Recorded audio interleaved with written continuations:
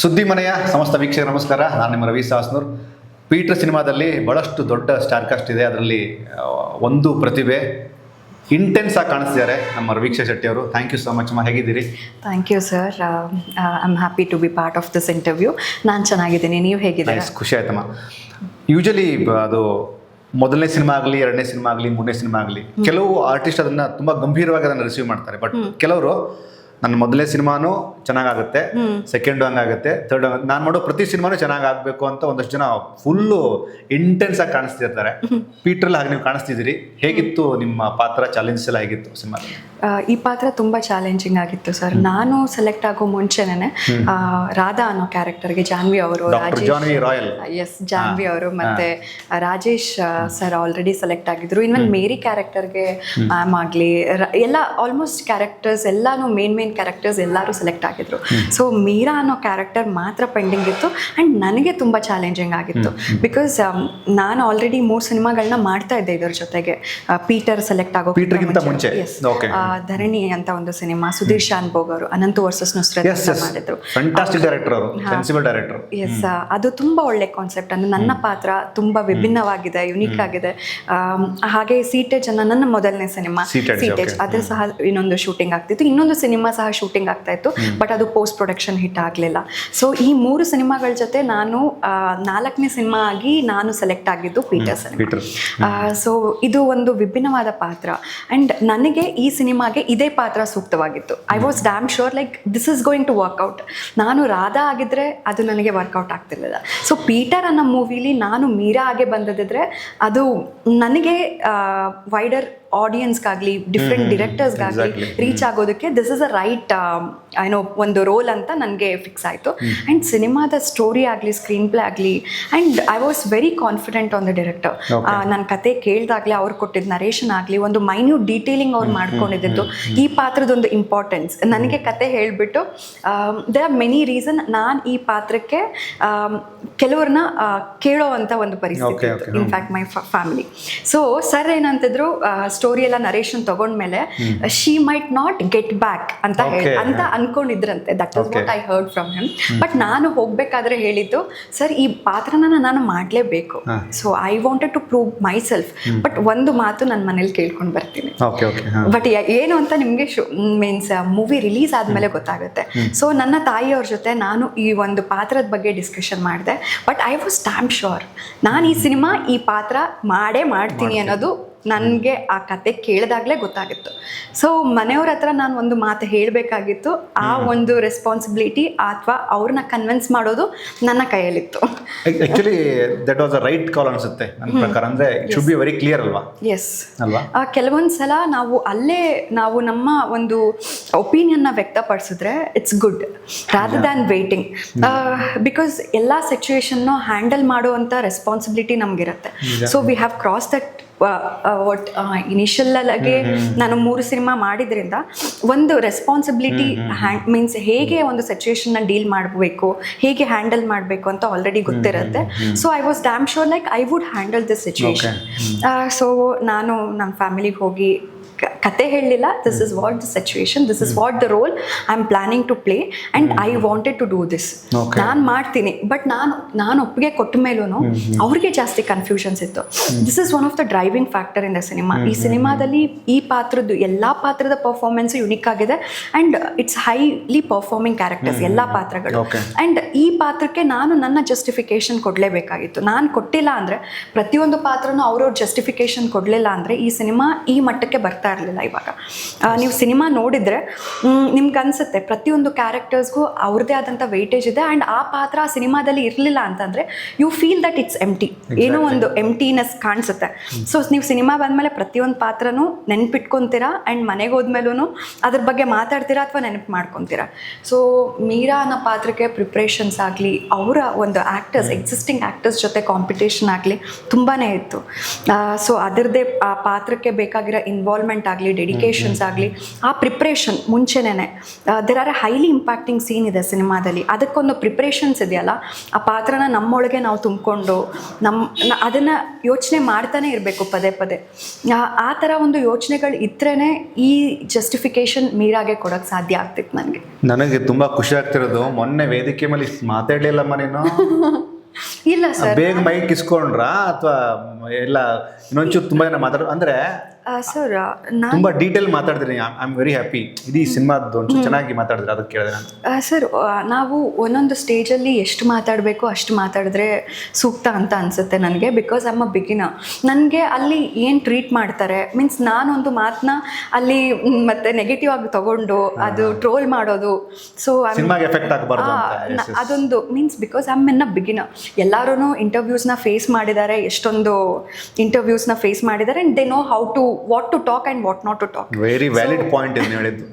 So ನಾನು initial ಸ್ಟೇಜಲ್ಲಿ ಇರೋದ್ರಿಂದ this is my second media facing thing.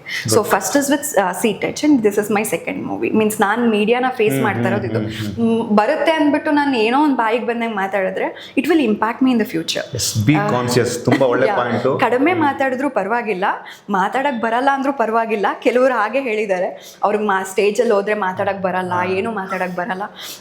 ಮಾತು ಚಿಕ್ಕದಾಗಿದ್ರೇನೆ ಒಳ್ಳೇದು sir. That is what I feel. Yes. On board ಹೇಗೆ ಬಂದ್ರಮ್ಮ? ಅಂದರೆ ಸ್ಟ್ರೇಟ್ ಅವೇ ಆಡಿಷನ್ ಮೂಲಕ ಆಯ್ತಾ ನಿಮ್ಮ ರೋಲ್ಗೆ? ನಾನು ಹೇಳ್ದಾಗೆ ಧರಣಿ ಅಂತ ಒಂದು ಸಿನಿಮಾ ಮಾಡಿದೆ. ಅಲ್ಲಿಂದ ರೆಫರೆನ್ಸ್ ಮೇಲೆ ಅಲ್ಲಿ ನನ್ನ ಪರ್ಫಾರ್ಮೆನ್ಸ್ ಬಗ್ಗೆ ಪ್ರತಿಯೊಬ್ಬರು ಸೆಟ್ಟಲ್ಲಿ ಹೋಗ್ಲಿದ್ದಾರೆ.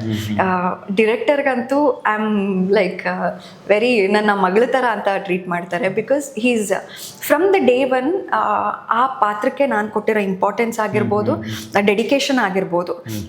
ಸೊ ಪ್ರತಿಯೊಂದು ಸೆಟ್ಟಲ್ಲಿ ಪ್ರತಿಯೊಬ್ಬರಿಗೂ ಆ ಕನೆಕ್ಷನ್ ಆಗಿದೆ ಸಿನಿಮಾದಲ್ಲಿ. ಪ್ರತಿಯೊಬ್ಬರು ನೀನು ಚೆನ್ನಾಗಿ ಮಾಡ್ತಿದ್ಯಾ ಅಂತ. ಸೊ ಅದನ್ನು ಕಾಸ್ಟ್ಯೂಮ್ ಡಿಸೈನರ್ ಅಬ್ಸರ್ವ್ ಮಾಡಿದ್ದಾರೆ. ಸೊ ಅವ್ರೇನು ಮಾಡಿದ್ದಾರೆ, ಈ ಪಾತ್ರಕ್ಕೆ ಆ ಮೀರಾನ ಪಾತ್ರಕ್ಕೆ ಹುಡುಕ್ತಾ ಇರಬೇಕಾದ್ರೆ ನನ್ನನ್ನು ರೆಫರ್ ಮಾಡಿದ್ದಾರೆ. ಆ್ಯಂಡ್ ಅಲ್ಲಿ ವರ್ಕ್ ಮಾಡೋ ಟೆಕ್ನಿಷಿಯನ್ ಸಹ ಸರ್ಗೆ ಗೊತ್ತಿದೆ. He is very close to him. DOP ಅವರು ಹಿಂದಿನ ಸಿನಿಮಾದಲ್ಲಿ ಅವರೇ DOP. ಸೊ ಅವರು ನನ್ನ ಬಗ್ಗೆ ಅವರಿಗೆ ಕಾಲ್ ಮಾಡಿ ತಿಳ್ಕೊಂಡಿದ್ದಾರೆ whether she can take up this role ಅಂದಾಗ ಅವರು ನನ್ನ ಬಗ್ಗೆ ತುಂಬ ಪಾಸಿಟಿವ್ ಒಪಿನಿಯನ್ ಕೊಟ್ಟಿದ್ದಾರೆ. ಅಂದ್ರೆ ನಿಮ್ದು ರೆಫರೆನ್ಸ್ ಪಾಯಿಂಟ್ ತುಂಬಾ ಚೆನ್ನಾಗಿತ್ತು, ಸ್ಟ್ರಾಂಗ್ ಆಗಿತ್ತು. ಆ್ಯಂಡ್ ಆಡಿಷನ್ ಕೊಟ್ಟೆ. ಅದು ಅವ್ರು ಹೇಳಿದ್ರು ಅಂತ ಸಿಗ್ಲಿಲ್ಲ ಸರ್ ನಿಜವಾಗ್ಲೂ. ಆ ಪಾತ್ರಕ್ಕೆ ನನಗೆ ಪ್ರಿಪ್ರೇಷನ್ ಮಾಡ್ಕೊಂಬರಕ್ಕೆ ಹೇಳಿದ್ರು. ಐ ಹ್ಯಾವ್ ಟು ಪ್ರಿಪೇರ್ ಒಂದು ಲುಕ್ ಟೆಸ್ಟ್ ಥರ. ಅದು ನನಗೆ ಆ ರೆಸ್ಪಾನ್ಸಿಬಿಲಿಟಿ ನನಗೆ ಕೊಟ್ಟಿದ್ರು. ಅದು ನಾನೇ ತಗೊಳ್ತೀನಿ ಅಂತ ಅಂದೆ. ಇಮಿಡಿಯೇಟ್ಲಿ ನಾನು ವಿತಿನ್ 3-4 ಡೇಸಲ್ಲಿ ನಾನು ಅದನ್ನು ಪ್ರಾಪರ್ ಆಗಿ ಆ ಕ್ಯಾರೆಕ್ಟರ್ಗೆ ಬೇಕಾಗಿರೋ ಲುಕ್ನ ನಾನು ಕ್ರಿಯೇಟ್ ಮಾಡಿ ನಾನು ಸರ್ಗೆ ಸೆಂಡ್ ಮಾಡಿದ್ದೆ. ಆ್ಯಂಡ್ ಈವನ್ ವಿಡಿಯೋ ಸಹ ಸೆಂಡ್ ಮಾಡಿದ್ದೆ. I wanted to do this project at any cost. ನಮ್ಮ ಒಂದು ಡೆಡಿಕೇಶನ್ ಆ್ಯಂಡ್ ನಮ್ಮ ಒಂದು ಎಫರ್ಟ್ಸ್ ಇಂದ ಕೆಲವೊಂದು ಪ್ರಾಜೆಕ್ಟ್ ನಮಗೆ ಸಿಗುತ್ತೆ. That is how it happen. ತುಂಬ ಒಳ್ಳೆಯದಾಗುತ್ತೆ. ಜೊತೆಗೆ ಕನ್ನಡದಲ್ಲಿ ಬಹಳಷ್ಟು ಮಾಸ್ಟರ್ ಪೀಸ್ ಸಾಂಗ್ಗಳು ಬಂದಿದ್ದಾವೆ. ಅದರಲ್ಲಿ ನನಗೆ ನೀವು ಹೇಳಿದ್ರಲ್ಲ ನಿಮ್ದು ಕೊಡಗು ಅಂದಾಗ ಕೊಡಗಿನ ಕಾವೇರಿ, ಈ ಕೊಡಗು ಬೆಲ್ಟಿನ ಒಂದಷ್ಟು ಜನ ಅಂದರೆ ತುಂಬ ವರ್ಷಗಳಿಂದ ಒಂದಷ್ಟು ಜನ ಆಗಾಗ ಒಂದಷ್ಟು ಜನ ಬರ್ತಾರೆ. ನಾವು ಕೊಡಗು ಅಂದಾಗ ಸ್ಪೆಷಲಿ ನಮಗೆ ಈ ಆರ್ಮಿ ಆಫೀಸರ್ಸ್ ತುಂಬ ಕಾಣಿಸ್ತಾರೆ. ಈ ಕಲಾವಿದರು ಅಂತ ಬಂದಾಗ if I am not wrong ಸ್ವಲ್ಪ ಕಮ್ಮಿ. ಈ ಕೊಡಗನ್ನ ರೆಪ್ರೆಸೆಂಟ್ ಮಾಡೋದ್ರಿಂದ ಆ ಒಂದು ರೀಜನಲ್ ಮತ್ತು ಆ ಒಂದು ಕಂಪ್ಲೀಟ್ ಕಲ್ಚರ್ನ ಹೇಗೆ ಕ್ಯಾರಿ ಮಾಡ್ತಿದ್ದೀರಾ, ಅಂದರೆ ಪಾತ್ರವಾಗಿ ಪ್ಲಸ್ ಆಸ್ ಅ ನಟಿಯಾಗಿ? ನಮ್ಮ ಊರಿನ ಗಂಡು ಮಕ್ಕಳು ತುಂಬ ಬ್ರೇವ್ ಆಗಿರ್ತಾರೆ. ಯೂಶಲಿ ನಾನು ಅದಕ್ಕೆ ಬ್ರೇವ್ ಆಗಿರ್ತಾರೆ ತುಂಬ. And my uncle, one of my uncle is also an army officer. ಅವರು ಮೇ ಬಿ ಕಾರ್ಗಿಲ್ ಯುದ್ಧದಲ್ಲಿ ಇದ್ರು ಅನ್ಸುತ್ತೆ. ಅವ್ರಿಗೆ ಈ ಒಂದು ಬೆರಳು ಇಲ್ಲ. ಸೊ ನಮ್ಮ ಸುತ್ತಮುತ್ತನೇ ನಾನು ಬ್ರೇವ್ ಪೀಪಲ್ನ ನೋಡ್ಕೊಂಡು ಬಂದಿದ್ದೀನಿ. So maybe that is the reason where I'm handling lot of challenges in my life. ತುಂಬಾ ಎಂಗೇಜ್ ಇಂದಾನೆ I'm very, ನಾನು ಬೋಲ್ಡ್ನೆಸ್ ನಾನು ತೋರಿಸ್ಕೊಂಡಿಲ್ಲ. The people ಏನ್ ಅನ್ಕೊಂತಾರೆ ಅಂದ್ರೆ I'm very calm, innocent. Yeah, there is an innocence in me and there is also a person who is fighting hardly in life. So ನನ್ನ ಫ್ಯಾಮಿಲಿಗೆ ನನ್ನ ಬಗ್ಗೆ ತುಂಬಾ ಚೆನ್ನಾಗಿ ಗೊತ್ತು. Like how dedicated I am, how strong I am.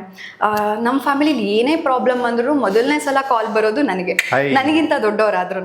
Because they strongly believe me like I am someone who can deal the things, who can handle the things in a better way. So that's when like cinema connected with me so well. ಚಿಕ್ಕ ವಯಸ್ಸಿಂದ ಪ್ರತಿಯೊಂದು ಸಿನಿಮಾನ ನೋಡ್ತಾ ಇದ್ದಾಗ ಆ ಪಾತ್ರನ ನಾನೇ enact ಮಾಡ್ತಾ ಇದ್ದೆ Oh, super. In front of not anyone. ನನ್ನ ಸುತ್ತ ಯಾರು ಇರ್ತಿರ್ಲಿಲ್ಲ. ಈ ಪಾತ್ರನ ನನ್ನೊಳಗೆ ನಾನು ತಗೊಳ್ತಾ ಇದ್ದೆ ಪ್ರತಿಯೊಂದ್ಸಲ ನನ್ನ ಸಿನಿಮಾ ಒಳ್ಳೊಳ್ಳೆ ಸಿನಿಮಾಗಳನ್ನ ನೋಡಿದಾಗ. ನಮ್ಮಮ್ಮ ಹಳೆ ಸಿನಿಮಾಗಳನ್ನ ಜಾಸ್ತಿ ನೋಡ್ತಾ ಇದ್ರು. ನಿಮ್ಮ ಅಮ್ಮನ ಫೇವ್ರೇಟ್ ಸಿನಿಮಾ ಯಾವ್ದಮ್ಮ? ತುಂಬಾ ಇದೆ ಸರ್. ಶರ ಪಂಚರ, ನಾನು ಕರೆಕ್ಟ್ ಅದಕ್ಕೆ ಕಲ್ಪನಾ ಅವ್ರದ್ದು, ಮತ್ತೆ ಗೆಜೆ ಪುಟ್ಟಣ್ಣ ಪೂಜೆ, ಕಲಗಾದ್ ಅವ್ರ್ದು. ಗೆಜೆ ಪೂಜೆನಾ? ಇಲ್ಲ, ಇನ್ನೊಂದು ಶರಪಂಜರನೇ ಅನ್ಸುತ್ತಲ್ವಾ, ಶರಪಂಜರ. ವೇರ್ ಹರ್ ಪರ್ಫಾರ್ಮೆನ್ಸ್. ತುಂಬಾ ಸಿನಿಮಾಗಳನ್ನ ನೋಡಿದ್ದೀನಿ. Extreme next level ಮಾನಸ ಸರೋವರ, ನಾನು ಮತ್ತೆ ಅವ್ರದ್ದು ಪುಟ್ಟಣ್ಣ ಕನ್ಗಾಳ್ ಅವ್ರದ್ದು ಸಿನಿಮಾಗಳನ್ನ ನಮ್ಮ ಮನೇಲಿ ತುಂಬಾ ನೋಡಿದ್ದಾರೆ. ಹೆಸರು ನೆನ್ಪು ಬರ್ತಿಲ್ಲ. ನೀವು ಪುಟ್ಟಣ್ಣ ಕಣಗಲ್ ಸರ್ ಅಂದಾಗಲೇ ಅದೊಂದು ರೆಸ್ಪೆಕ್ಟ್ ಸಿಕ್ತು ಅವ್ರಿಗೆ. ಆಲ್ಸೋ ರಾಜ್ಕುಮಾರ್ ಅವರ ಸಿನಿಮಾಗಳನ್ನ ತುಂಬಾ ಅಂದ್ರೆ ನಮ್ಮ ಮನೇಲಿ ಹಾಕ್ತಾ ಇದ್ರು, ನಾನು ಅದನ್ನ ನೋಡಿ ನೋಡಿ ನೋಡಿ ಕಲಿತಾ ಇದ್ದೆ. ಎಮೋಷನಲ್ ಸಿನಿಮಾ ನನಗೆ ತುಂಬಾ ಬೇಗ ಕನೆಕ್ಟ್ ಆಗುತ್ತೆ. And thriller genres, suspense thrillers, and also the female centric. ನಮ್ಮ ಆಗಿನ ಕಾಲದಲ್ಲಿ ಪುಟ್ಟಣ್ಣ ಕಣ್ಗಾಲ್ ಅವರು ಮಾಡ್ತಾ ಇದ್ದ cinema, it's a different concept. ನೀವು ಅದನ್ನ ಇಮ್ಯಾಜಿನೇಷನ್ ಮಾಡ್ಕೊಳಕ್ಕಾಗಲ್ಲ. ಒಂದು ಜಯಂತಿ ಅವ್ರದ್ದು ಒಂದು Edakallu Guddada Mele, how he has imagined. ಜಯಂತಿಮಾ, ಆರತಿಮಾ, ಚಂದ್ರಶೇಖರ್ ಅವರು. ಎಸ್, ಇದು ಈ ಜನರೇಷನ್ ಅಲ್ಲಿ ಬರ್ಬೇಕಾಗಿರೋ ಸಿನಿಮಾಗಳನ್ನ ಆ ಜನರೇಷನ್ ಅಲ್ಲೇ ಮಾಡಿದ್ದಾರೆ ಅವರು.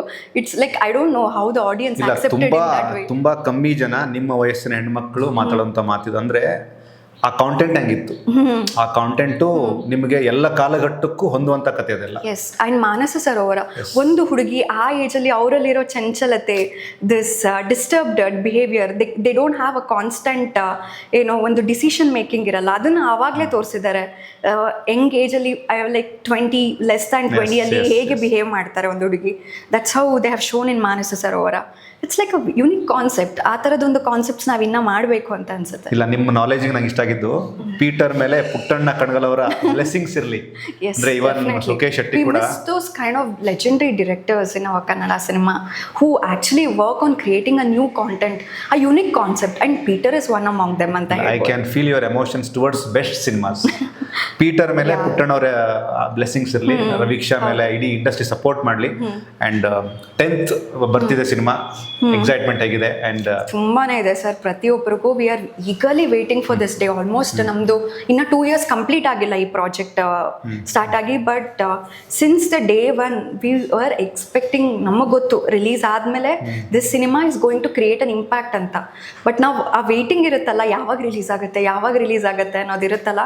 ಸೊ ಇವಾಗ ಬರ್ತಾ ಇದೆ, ಇನ್ನೇನು 4 ದಿನ ಇದೆ ಅಂದರೆ ಆ ಎಕ್ಸೈಟ್ಮೆಂಟ್ ತಡ್ಕೊಳಕ್ಕಾಗ್ತಾ ಇಲ್ಲ. ನೈಸ್, ಭಾಳ ಖುಷಿ ಆಯ್ತು ರವೀಕ್ಷಾ. ತುಂಬ ಒಳ್ಳೇದಾಗಲಿ. Thank you. ಕೊಡಗು ನಿಮ್ಮನ್ನ ಸೆಲೆಬ್ರೇಟ್ ಮಾಡಲಿ, ಪೀಟರ್ನ ಸೆಲೆಬ್ರೇಟ್ ಮಾಡಲಿ, ಇಡೀ ಎಂಟೈರ್ ಟೀಮ್ನ ಸೆಲೆಬ್ರೇಟ್ ಮಾಡಲಿ. ನಿಮ್ಮ ಸಿನಿಮಾ ತುಂಬಾ ಚೆನ್ನಾಗಾಗಲಿ ಅಂತ ಸುದ್ದಿ ಮನೆ ಕಡೆಯಿಂದ ತುಂಬಾ ಒಳ್ಳೆ ಮನಸ್ಸಲ್ಲಿ ಕೇಳ್ಕೊತೀವಿ. Thank you so much. And we all need your blessings, everyone. ಎಲ್ಲ ಚಾನಲ್ ಅವ್ರದ್ದು ಬ್ಲೆಸ್ಸಿಂಗ್ಸ್ ನಮಗೆ ತುಂಬ ಇಂಪಾರ್ಟೆಂಟ್ ಆಗುತ್ತೆ. ಒಳ್ಳೆ ಸಿನಿಮಾ ಬೆಳಿಬೇಕು ಅಂದರೆ ನಿಮ್ಮಂಥ ಚಾನಲ್ ಅವರು, ಯೂಟ್ಯೂಬ್ ಚಾನಲ್ಸ್ ಅವರು ತುಂಬ ಸಪೋರ್ಟ್ ಮಾಡಬೇಕು. ಆ್ಯಂಡ್ ಒಳ್ಳೆ ಸಿನಿಮಾ ಗೆದ್ದರೆ ಪ್ರತಿಯೊಬ್ಬರಿಗೂ ಕೆಲಸ ಸಿಗುತ್ತೆ. ಸೊ ಅದನ್ನ ನಾವು ಯಾರು ಮರಿಬಾರ್ದು. S, so sweet. ಚೆನ್ನಾಗಿತ್ತು ನಿಮ್ದು ಎಂಡಿಂಗ್ ಲೈನು. ಚೆನ್ನಾಗಾದ್ರೆ ಎಲ್ಲರೂ ಚೆನ್ನಾಗ್ತಾರೆ ಅಂತ. ಪೀಟರ್ ದೊಡ್ಡ ಮಟ್ಟಕ್ಕೆ ಗೆಲ್ಲುತ್ತಮ್ಮ. ತುಂಬಾ ಒಳ್ಳೆ ಓಪನಿಂಗ್ ನಿಮ್ಗೆ ಸಿಗಲಿ, ತುಂಬಾ ಒಳ್ಳೆ ರೂಟ್ಗಳು ಸಿಗಲಿ. ಒಳ್ಳೇದಾಗಲಿ. Thank you so much. Thank you.